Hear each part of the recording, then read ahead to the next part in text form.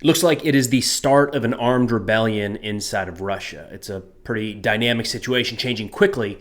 But here's some quick information on who's behind this, the cause of the uprising, and where it sits today.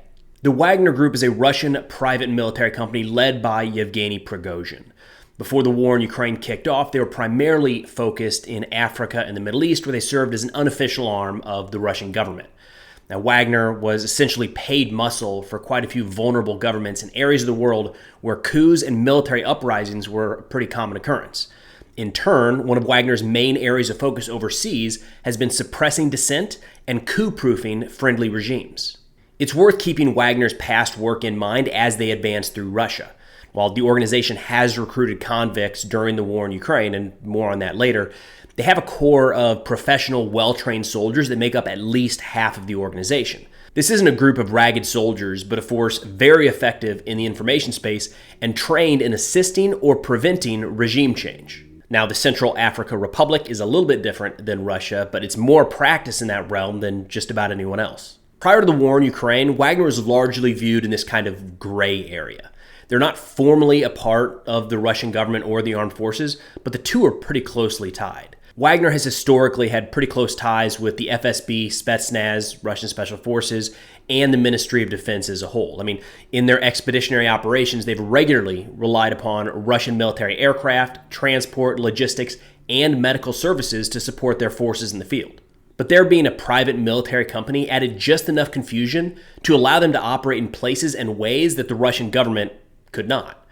Wagner kind of takes the gloves off in support of regimes in Africa and the Middle East. They've been accused of murders, torture, and quite a few other war crimes across the globe that tend to fade from memory faster than if those things were done by actual Russian troops. They're a deniable force, and honestly, it worked pretty well for Russia.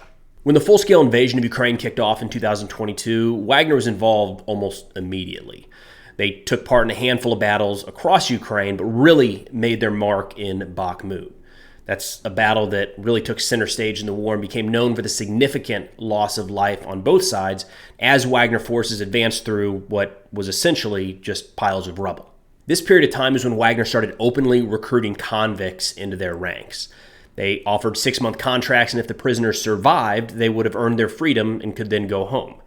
Now, quite a few of these were used in assault units sent out on small teams to draw fire from Ukrainian forces, and they suffered pretty substantial casualties. I mean, if I remember correctly, Prigozhin estimated at one point that half of his convict recruits had been killed in Bakhmut. This aspect of the organization gets a lot of attention, but even during this window of peak fighting in Bakhmut, the poorly trained convict element only made up about half of Wagner's overall combat power. I just want to be clear that it's not a bunch of prisoners advancing on Moscow.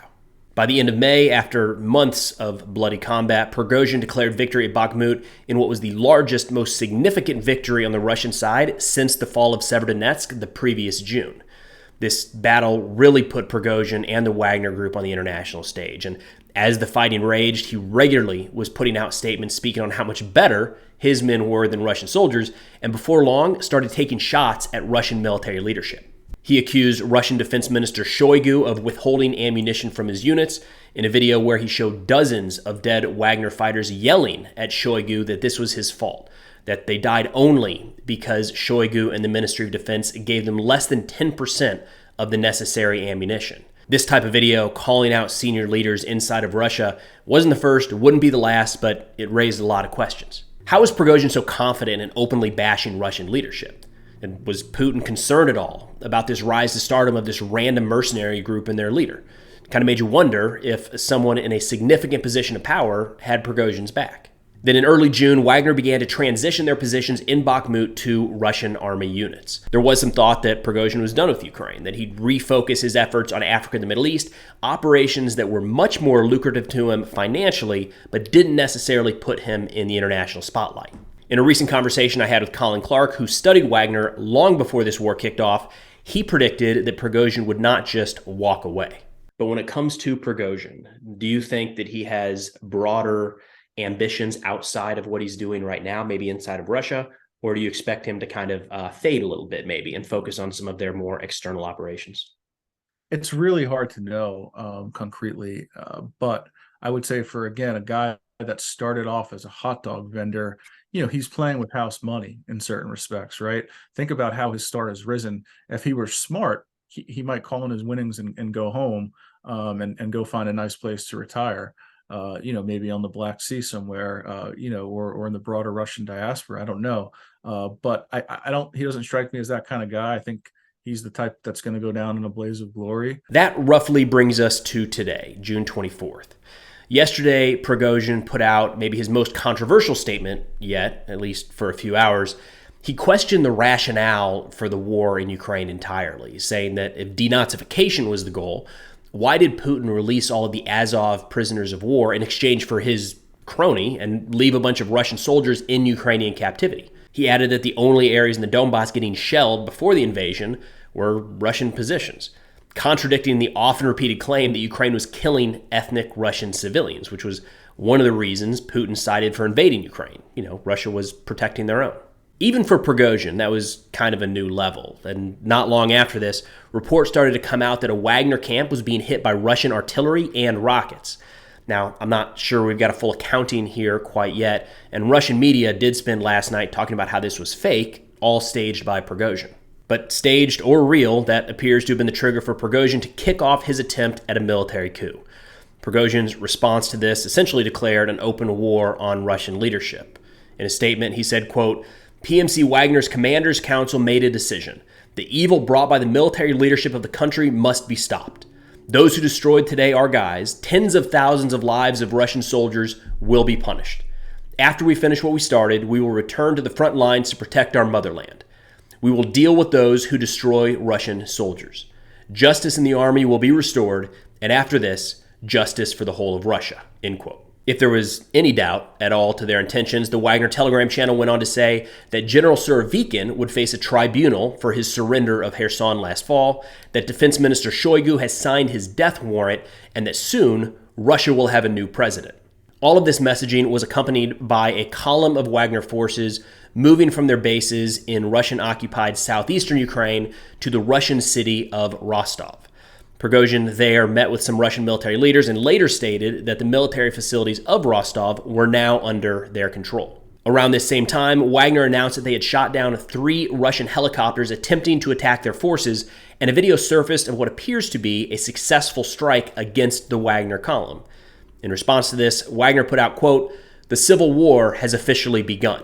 To try to quell this situation, a few Russian generals have spoken out, calling for Wagner to stop and for people to not join this insurrection. Then eventually, Putin gave a speech himself. In it, he called this ongoing action treason, that any internal mutiny is a fatal threat to Russia and will be met with a harsh response, and referred to the ongoing action as a stab in the back, just like 1917. A few big picture thoughts as this continues to develop. First, Wagner forces overall are estimated to be between 25 and 40,000 strong, which is just a fraction of the size of the Russian armed forces in terms of men and equipment. So toe-to-toe, this is not a fight that Wagner can win, at least not right now. They have gotten further and done more already than I think most expected, but the next 24 to 48 hours, I'll be paying attention to how much domestic and state security support leans towards Prigozhin.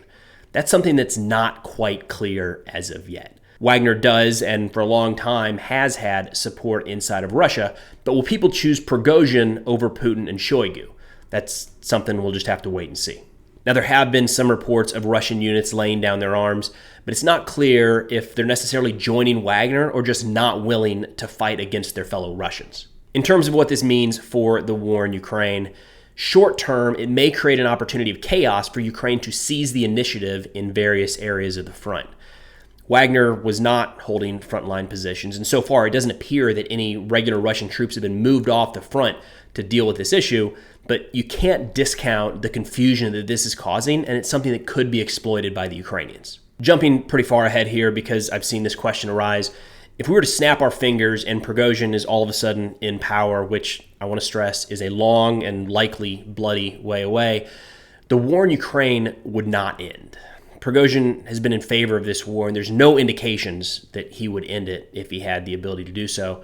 His gripe has been that the Russian leadership is incompetent, not aware of the situation at the front, and carelessly wasting Russian lives.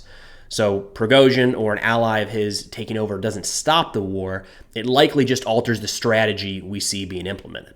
But overall, predictions as to what's going to happen here is just impossible. Of course, it could flame out and end in some sort of negotiation, but honestly, with what Wagner has laid out as their goals, it's getting pretty hard to see them settling for much of anything. On the other hand, we're talking about political instability and possibly the toppling of the government of a nuclear-armed power. That's just a magnitude that's hard to fully grasp, let alone predict how those cards are going to fall. Again, it's a pretty dynamic situation that's changing by the minute, let alone the hour and the day.